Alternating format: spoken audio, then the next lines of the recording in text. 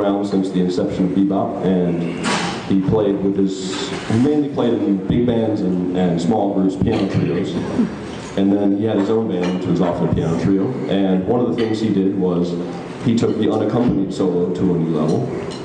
He would play bass all by himself, but not only would he do this, he would play a standard, and he had developed his own formula for arranging a solo bass tune, a standard.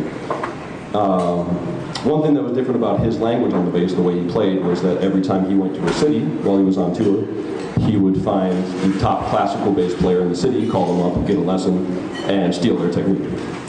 So that was one thing that made him different from other jazz bass players. He was big on thematic material. He would add his own thematic material to a tune.